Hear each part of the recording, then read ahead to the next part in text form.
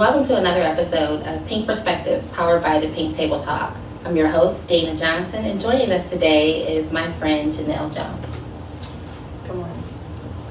Thank you for joining us for this special segment as we highlight Mother's Day and what that means to me, and reflecting back on the loss of my mom and wanting to take that full circle and look at it as a tribute and talk to mothers that I've chosen specifically to be able to engage about not only their professional life, but their motherhood journey and some of the things that they're doing in the community. So I appreciate you coming to have a seat at the table. Thanks for having me.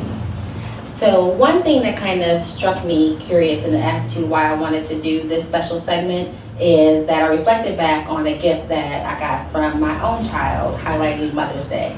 And knowing that they listen, and not gonna cry, but this book that he got from Barnes and Noble's, understanding that books are important to me and our little trips to Barnes and Noble actually mean something to him because he spent his own money, and the book really truly resonated with me.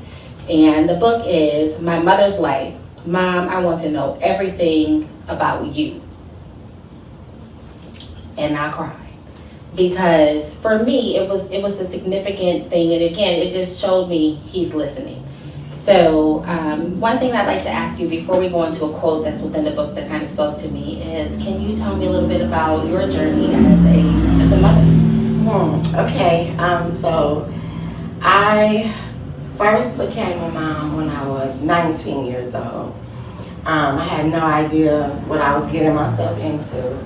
I had no idea what would be required of me. I had no idea how hard the work would be. And I don't mean that just like physically, I mean like emotionally, with me having to go inside of myself.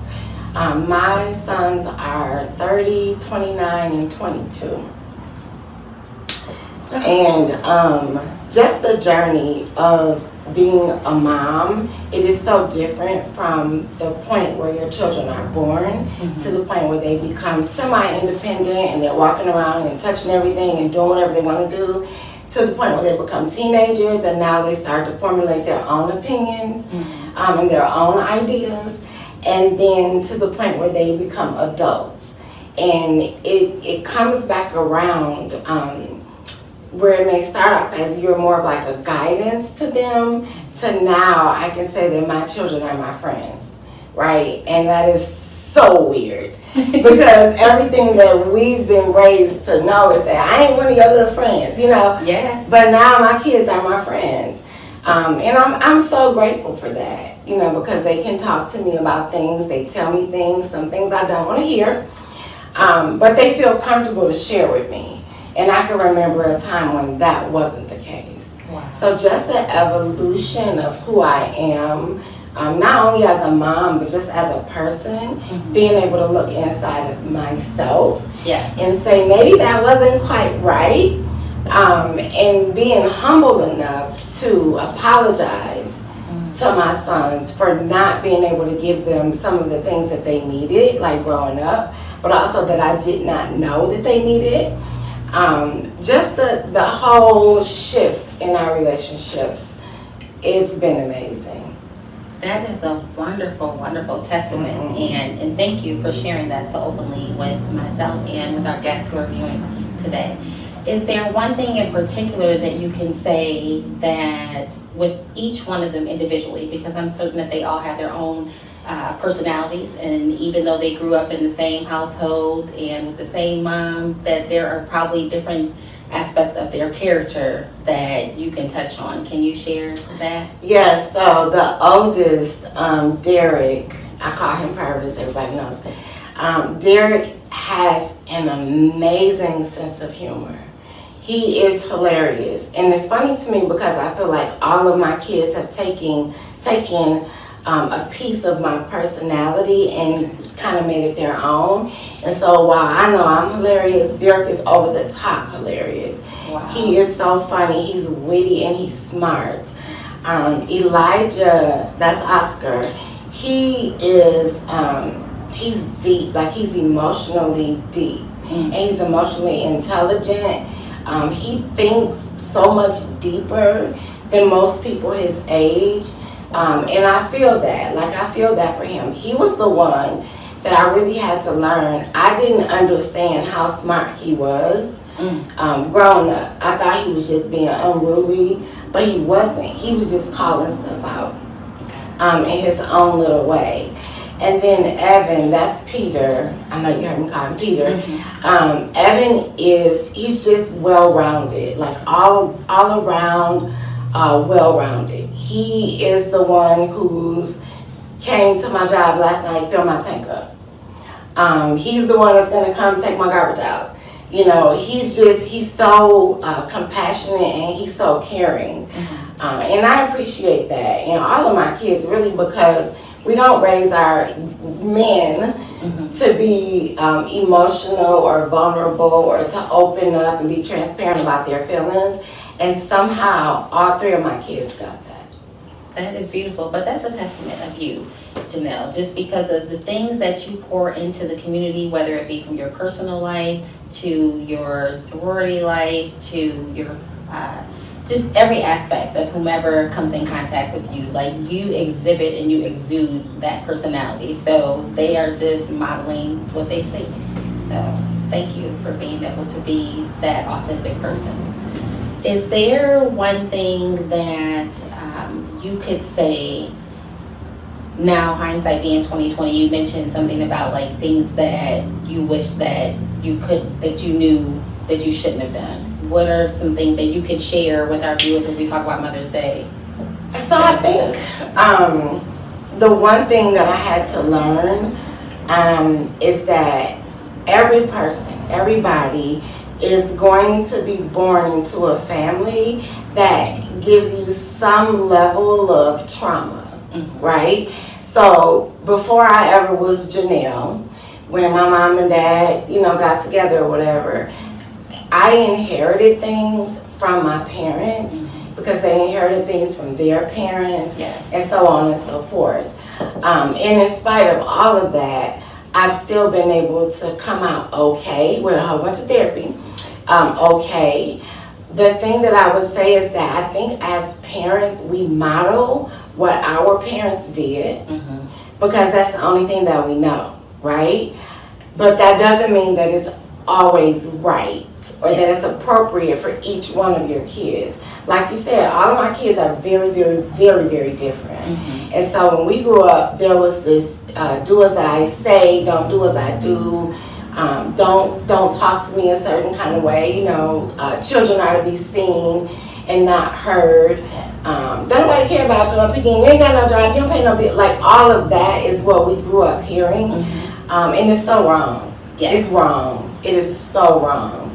And I'm glad that I was able to catch it and make the shift at some point, but those are the kinds of things.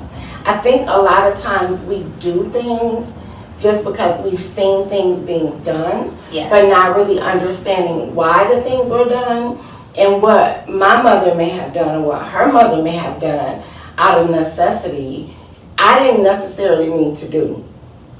Those are the kinds of things that I wish I had developed my own thoughts and ideas and opinions prior to trying to raise these three little boys, and they wasn't having it. They was bucking back. They was coming back at me. And I'm glad though. I'm really glad about that. And also, for example, my kids cuss when they talk to me. Oh Lord. And that took some adjusting for me to get used to, but then I had to really think about it and just say, what difference does it make? Honestly, they're actually talking to me, right? I could get hung up on the fact that a 4-letter word comes out, every now and again, or I could just really be quiet and listen to what it is that they're telling me. Because if they're cussing, they're really, really passionate about what they're saying. So do I stick to that old-fashioned, you can only say certain things in front of me, or do I really just shut up and listen to what they have to say? I'm going to go with the second one, because at least they're talking to me. There's so many kids that feel like they can't talk to their parents, or they don't have anybody who's going to understand, and then the next thing you know, we're looking for them, and they committed suicide or taking their own lives. I never wanted that to happen for my kids. So they can say whatever they want to say. I love it because it just shows that natural, organic conversation that you all have and that you all share, and it's gotten you, like you said, they're in their upper 20s, 30s, and Free.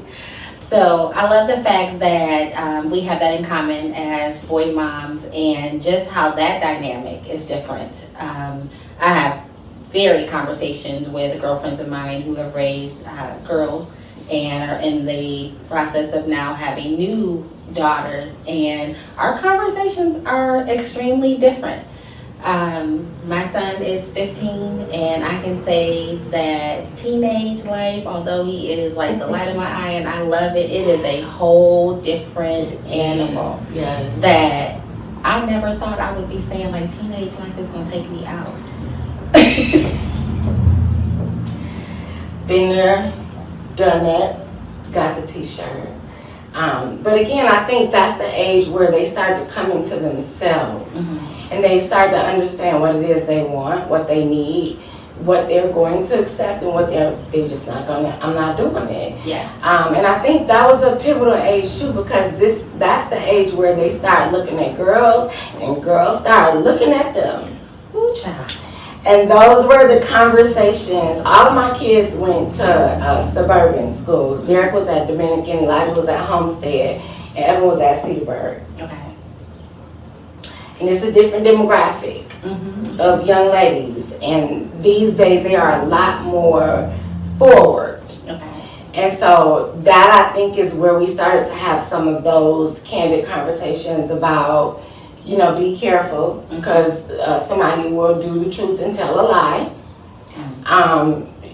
You live here, you're not from here. So the same thing that another individual from another race or culture might do and just get a slap on the hand for you going under. So that's the time when we started to have like those kinds of conversations. What it means to be a black man in America and in Milwaukee when it's so segregated and you go to school with a whole bunch of white people. What does that mean for you? What does that look like? What it means to make decisions that will affect you for the rest of your life. Yes. I told them, I told each of my kids, I'm so happy that I have you, and I'm grateful and I love you and all that stuff.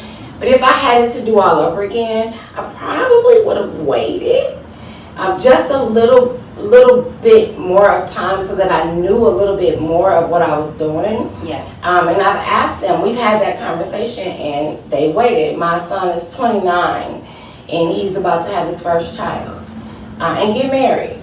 Right, so I think those messages kind of resonated with them. But again, when I was talking to them, I was talking to them like they was my homies.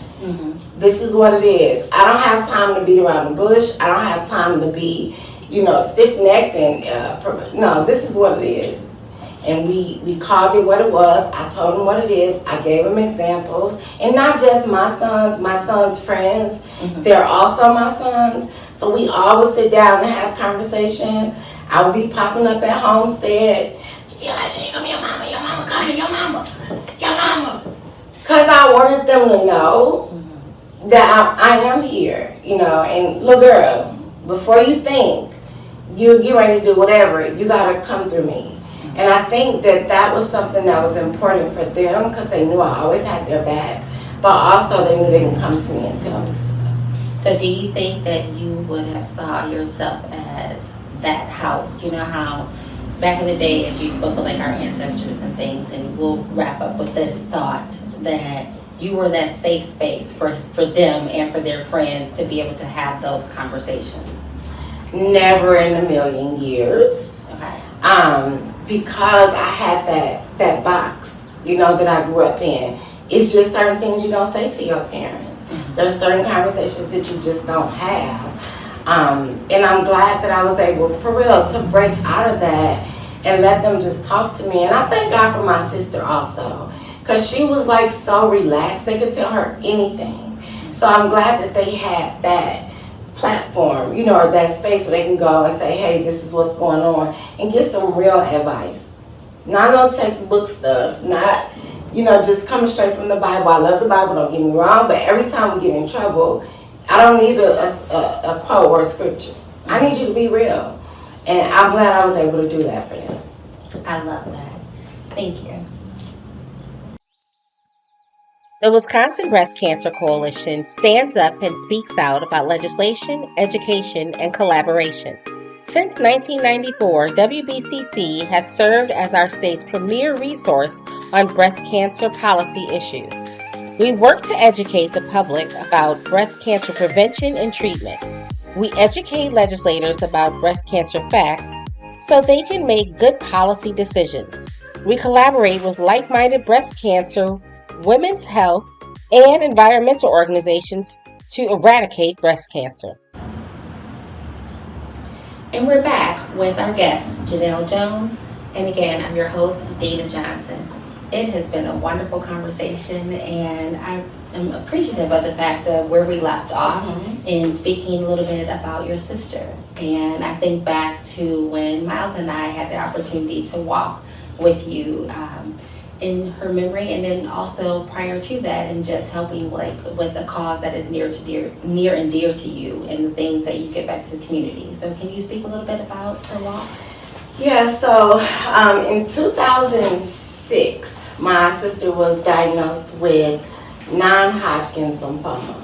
And it's a form of a blood cancer, similar to like leukemia or multiple myeloma, things like that. So she went through chemotherapy. It was very aggressive, and then 6 months later she was in remission. Then in 2011, 2012, she was diagnosed again, but this time it was with Hodgkin's lymphoma. And so throughout the whole period of her being diagnosed with cancer, going through the chemo, going through radiation and all that stuff, I got connected to the Leukemia and Lymphoma Society, and every year they do a walk. It's called the Light the Night Walk. Yes. And it's done at nighttime, and it's so pretty. Like, out of all the walks that I've ever done, ever been to, this one really is my favorite. And so I started a team. I don't remember how long ago it was, but I started a team dedicated to my sister, and it's called My Sister's Keeper. And so every year we would sell t-shirts, we would raise money and get a group together and go down, and we would actually do the walk. Sadly, my sister was never able to go to the walk because she passed away in 2021. But that charity stays near and dear to my heart. The last couple years I have not done the walk just because life has been life, and things have been happening. But I really was thinking about bringing it back this year. I have to talk to my mama and the lady who collects all the money for me. But that organization, I know, we have Susan G, we have Lupus, and all of these other organizations that probably get a lot more media coverage and a lot of media time.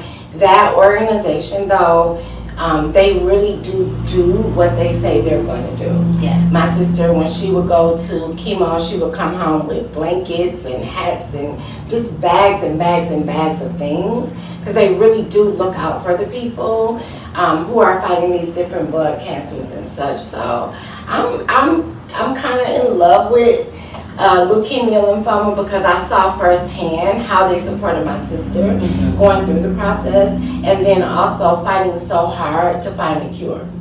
Yes. Are there some things that you do professionally that has kind of lit a fire under you in regards to your advocacy work, your zest for being able to get back to the community? Because as we share behind the scenes, I admire all the things that you do professionally and personally, but just the way that you are so selfless in your giving, if you could just kind of speak to that, because there could be someone that resonates with that may say, well, my work life is too demanding, I can't do this, or my mom life is too demanding, I can't do that, but you find a way to balance it all. Yes, I got a lot of laundry at home that needs to be washed. So I think what keeps me going is that I align myself with things that matter to me, right? And so professionally at work, I am responsible for protective services and then some of our bar COTS programs. the police, fire, EMS, corrections. I started my professional career in 1997 in corrections. So being back in that arena, that environment, with these people who work in these professions, I feel right at home. I think that the police, particularly, they kind of get a bad rap. And I'm not saying that that's not warranted, in some cases, but there are so many other police officers, firefighters, EMTs, paramedics, correctional officers that do the job the right way. Yeah. And so I want to be the voice for them. Since I started working in this job, we've gotten a lot of media coverage. Last month we did a campaign for women in protective services, highlighting the fact that only 25% of people who work in protective services fields are women, and even less than that are Black women and women of color. And so it's kind of twofold, my love for the professions, but then also I see the opportunities that exist within these careers. And I don't know that we do enough marketing and recruitment with Black children and children, of other racial backgrounds, other cultures, other colors. So I want to bring the two together. Everybody cannot go to a 4-year college or university. Everybody's not going to get a bachelor's, a master's, a PhD, or whatever. And you can still get a good job, get a good career, and make a decent living. And then you can come back and teach the individuals who are coming up after you. They need to see people that look like them. Exactly. They need to see people that look like them. How can you be it if you never see it? And so I'm very passionate about that. I'm passionate about the economic impact and the economic possibilities that people of color could have coming into positions like this. Yes. I just don't think that we see it enough. So yeah. But it's wonderful that you were able to look not only into yourself, but look into just your network of friends and the people who you kind of branch out to be able to see that need and fulfill it. And fulfill it in a mighty way. I will tell you, people probably hate to see me coming because if I know that you were police, fire, EMS, corrections, I'm trying to hire you. I don't care where we are. We were at the Taste of Mequon last year, and I'm just walking around. And my dean, she was like, Janell, you are crazy. No, I'm not. We have an opportunity. I'm going to ask people. You never know who might want to come. They don't know that the opportunity exists. So if you don't tell them, how are they going to know? Most people are not scrolling MATC website, every day just looking to see what jobs are available. Oh, I'm going to tell you. I'm going to tell you. I'm posting on my social medias. I'm posting on LinkedIn. I'm posting everywhere because I just feel like somebody just needs an opportunity. Yes. You don't know what they've seen in their career.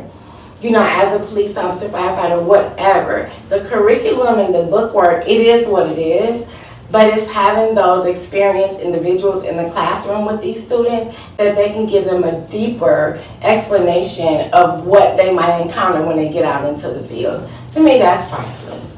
Oh, totally. Can we segue a little bit about your role as a sorority sister? As I mentioned earlier, there are many ways and attributes that you give back to the community, but I've seen it on your social media page. I've had the pleasure of being able to attend some of the events. Can you talk to our audience and mention a little bit of the things that have been highlighted and things that you've accomplished in that way? Sure. So I am in my 21st year, active for 21 years. Congrats. As a member of Alpha Kappa Alpha Sorority Incorporated. I'll be 22 in November. And honestly, the things that I've learned, all my membership dues, they were worth it. It's worth it. The experiences that I've had, just the opportunities that have been presented to me, amazing. People look at sororities and fraternities and they see the fun aspect of it, the party aspect of it. And that does exist, it does. However, there's a whole other side of us, and that's the business side. And so that's when we're making connections with different organizations to see what are their needs and how can we meet their needs. Our whole mission, sisterhood, scholarship, and service. So if you're not providing service to somebody, what are you really doing? Right? And through AKA, that's kind of how I got started with, remember when we were doing the walk group? Yes. Because I was one of the committee co-chairs for health at the time. And so we got out and we were walking. And then that just kind of spiraled into me being the former ambassador for Black Girls Run Milwaukee. It's just amazing like how these circles just overlap and they connect. And so I was able to take my committee role with AKA and mesh that with my relationship with Black Girls Run, and I was able to reach so many people. Yes. But again, that's something that's near and dear to my heart. A lot of times we talk about how in the Black community we have all of these high numbers of stroke and heart attack and obesity and blah, blah, blah, blah, blah, blah, but we don't know anything differently. Yes. And so that was an opportunity for me to share, you know, you too can wear a swimsuit and be comfortable. Let's get outside and let's go run. I didn't know I could run. I had no idea. One of my sorority sisters, and she's my coworker, Tanisha Williams, she called me and she was like, you should come and meet us and we'll be at Estabrook Park at 4:30. 4:30? Girl! Oh, Lord. And I'm not. But I went one day. Mm-hmm. I went one day and I was hooked. Everybody was just so caring. Mm-hmm. We start together, we finish together. Nobody left. They were so encouraging. Your race, your pace, you do it how you can. And then I got addicted to running. But I don't know if it was just running. I think it was more of that camaraderie and that friendship and that sisterhood. Mm-hmm. That even to this day, I still have people coming, you want to get out and run? Okay, I might walk a little bit. But that doesn't go anywhere. Mm-hmm. It just doesn't. And again, tapping into my passion Yes. and what was important to me, that was just an avenue for me to work something out. I love it. And the reason that I laughed, and I don't want you all to get the wrong impression, is that I had one of those same conversations with one of your sorors in regards to that. And I think back to the summer of 2015 when I had that same call from Nicole, from Nikki Watkins, and you should come and join. And she had joined before, and I reacted the same way, like we're going to be at the lakefront at 5 in the morning. Yes. And I have to work. It's dark. It's dark. I was a new mom. Just, it was so many of the things where I was like, no. But I'm so thankful and so grateful that I did it because, again, between just the camaraderie, the friendships, and now I know the things that I did in high school because I ran track and cross country in high school. But as an adult, it was a whole different ballgame. Yes. But I appreciate that. And then as an extension of that, Janell, you would be out there and say, okay, so now we're going to do Black Girls Bike. And literally be like, okay, it's summer, where y'all at? This is what we're doing. And I'm like, I have not ridden a bike in forever. Like in my head, I'm saying these things, but you think about the things that occur through Black Girls Run. And I'm like, okay, if I can do that, then yes, I can do this as an adult too. And you get out there and you bike and you enjoy the times. And there are fun things too, besides just like, how am I getting back on this bike? When we get together, for brunch or things of that nature. Some of you, I think, like even traveled, to like other areas for it. So it's the sisterhood, it's the motherhood, it's the connection, and knowing that there is somebody who was on the pavement going through the same things as you, and those conversations. So it allowed you to be like, okay, it's Tuesday at 5 a.m. Let me get down to the lake and do what I need to do. Yes. So thank you for I think sharing. it also just kind of showed us like you really don't know what you're capable of. Yeah. And you really don't know what you can do and what your body is capable of and what your body can do. I remember they were like, oh, we're going to do a duathlon. I'm like, a do what? A do what? And then I was drove to Kenosha, and we're down in Pleasant Prairie, and we had a whole team of people. But you just never know like what you can do if you've never been exposed to it. Exactly.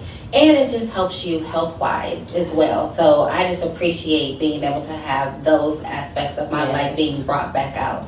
So as we conclude, I want to just read a quote in here to you and just kind of get your thoughts about it. So the quote is, "I shall never forget my mother, for it was she who planted and nurtured the first seeds of good within me. She opened my heart to the lasting impressions of nature. She awakened my understanding and extended my horizon, and her precepts exerted an everlasting influence upon the course of my life," by Immanuel Kant. Is there one thing that kind of resonated with you through that quote? The word influence kind of stuck with me. Watching my mom, and even her and our relationship has evolved as well. Watching my mom come from truly being a single mother. My mom had a GED, and it was just her and us, and we didn't grow up with money. And so my mom would take us, to different places. Again, it's that exposure. We would go to the park. And then watching her be generous. While we didn't have a lot, I had friends who had even less. My mother would always invite them in. We had friends that lived with us, friends that wore our clothes. They would come over for dinner, just whatever. My mother was kind of like the neighborhood mom for other people who just didn't have it. And so watching that, seeing how my mom she just comes through things, seeing, when she graduated with her master's degree, and I was like, I have no choice but to do it. You know what I'm saying? I saw where she came from. We are from Gary, Indiana, 46402, right? All the things. That's where we're from. But to see my mom come from absolutely nothing to where she eventually retired from, that was the influence that I needed. That was what I needed to see. That no matter what, if it's in you and if it's something you want to do, you can do it and you'll figure it out. Somebody said if it's something you want to do, you'll find a way, and if it's something you don't want to do, you'll find an excuse. That's my mama.